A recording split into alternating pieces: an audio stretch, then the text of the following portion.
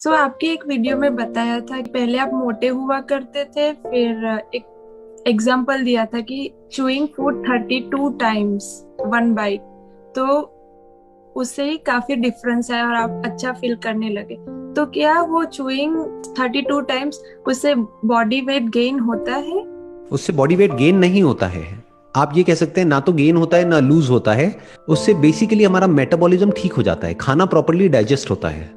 यानी कि क्या, जब हम प्रॉपरली च्यू करते हैं, अब हमको गिन करके च्यू नहीं करना है। बहुत सारे लोगों ने क्या किया, गिनना शुरू कर दिया, खा रहे हैं और मन में गिन रहे हैं 1 2 3 4 वट एवर। वो बड़ा फनी हो जाएगा। आप किसी के साथ में हो, कहीं पे डिनर कर रहे हो, तो अगर कोई आपका बॉयफ्रेंड है या गर्लफ्रेंड है, वो तो छोड़ के भाग जाएगा या भाग जाएगी वट एवर। वो कहेंगे ये पागल है, ये पता नहीं क्या करता रहता है, क्या करती रहती है, वट एवर।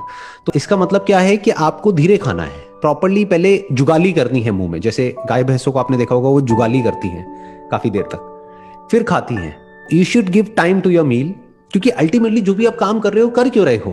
खाने पीने के लिए और जिंदा रहने के लिए। जिंदा कैसे रहोगे खाने पीने के लिए? अपना पेट भरने के लिए।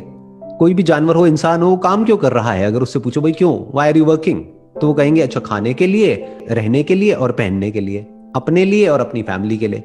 तो खाने पे ढंग से टाइम स्पेंड करना तो बनता है ना। कि मतलब जब आप खा रहे हैं तो आराम से खाने पर मेडिटेशन करिए।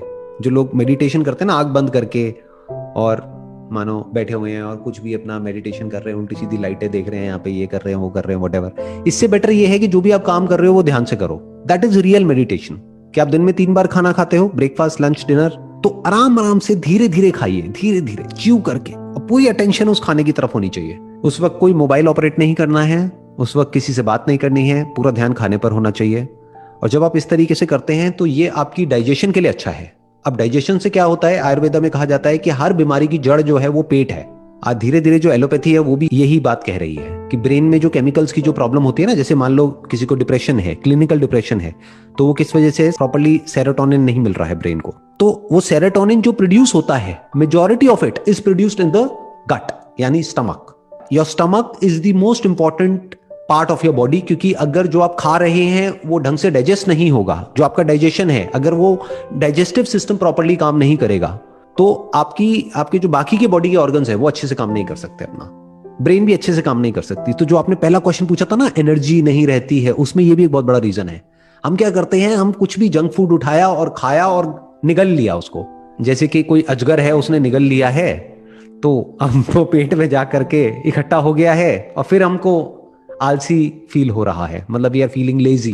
तो बेसिकली खाने को जो डाइजेस्ट करने का काम है वो पेट में नहीं होता है, वो मुंह में ही शुरू हो जाता है। यानी जिस वक्त आप चबा रहे हैं ना खाने को, तो उस वक्त जो भी उस खाने को डाइजेस्ट करने के लिए जो एंजाइम्स जरूरी हैं, जो भी केमिकल जरूरी है, जो सलाइवा जरूरी है, वो मुंह में ही डाइजेस्ट हो चुका है आधा। तो बाकी आधा काम पेट में होगा। पूरा काम आपने पेट को दे दिया तो गड़बड़ हो जाएगी। मतलब digestion 50% is in your mouth and 50% is in your stomach.